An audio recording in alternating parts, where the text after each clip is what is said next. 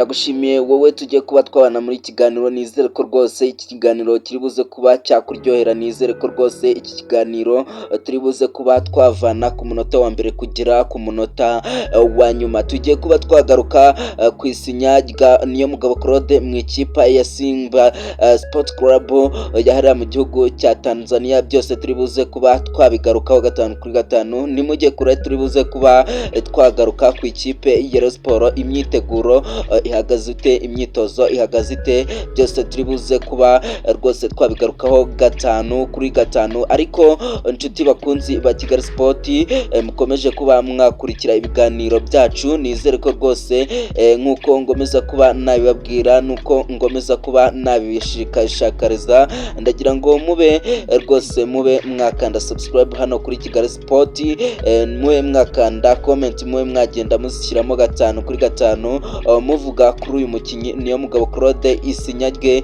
hariya muri Simba Sport Club. Rwose ese bimaze iki? Byose ugenda ubiterekamo gatanu kuri gatanu, ugende rwose ushyiraho na like gatanu kuri gatanu, nayo turi buze kuba twayigushimira cyane cyane cyane. Reka tube twatangira amakuru yacu agiye kuba yakibanda kuri transfer kuvugwa muri iri joro. Rwose ku isaha y'isamo rwose nibwo amakuru agiye hanze avuga ko rwose umugabo Niyomugabo Claude wahoze akirira ikipe ya APR amaze kuba yasinya mu ikipe ya Simba Sport Club hariya muri Tanzania.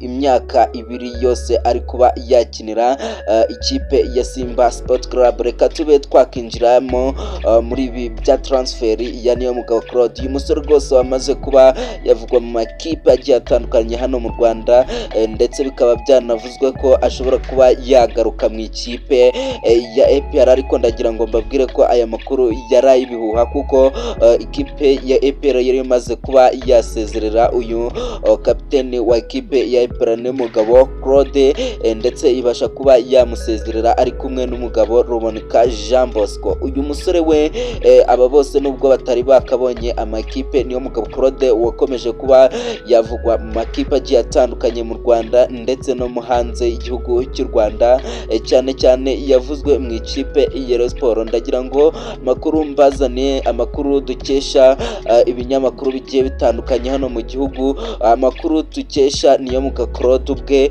amakuru rwose dukesha Simba Sport Club. Ni ikipe rwose hariya mu Tanzania ikomeye cyane, nubwo yaje kuba yatsindwa na ikipe ya Yanga ku munsi w'ejo igitego kimwe ku busa. Ni ikipe ikomeye cyane. Uyu musore rero Niyomugabo Claude wamaze kuba waterekaho umukono ku masezerano ya kipe ya Simba Sport Club. Rwose imyaka ibiri yamaze kuba yayishyiraho gatanu kuri gatanu. Uyu musore rwose ndagira ngo mbe nakubwira ko yahawe ibihumbi 25 by'idolari kuba yasinyira Simba Sport Club.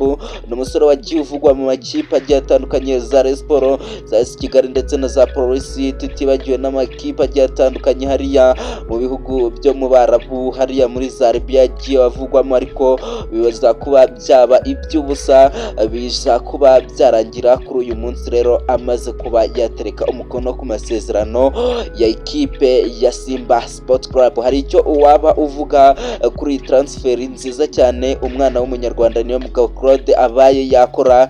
Byose ugenda utereka muri comment gatanu kuri gatanu, turi buze kuba twasoma igitekerezo cyawe, ntuze kuba wakireka kuba wagishyira muri comment. Ngiye ndi kubona rwose uyu mukinnyi Niyomugabo Claude azafasha ikipe ya Simba Sport Club ku ruhande rw'iburyo, rwose nimero 3. Uyu ni umusore ukomeye rwose uzabasha kuba yafasha ikipe ya Simba Sport Club, ni hatabaho rwose ikibazo cy'imvune ngo ibe yamujanjagura cyangwa se yamukomeretsa. Uyu mukinnyi ashobora kuba yafasha ikipe ya Simba Sport Club.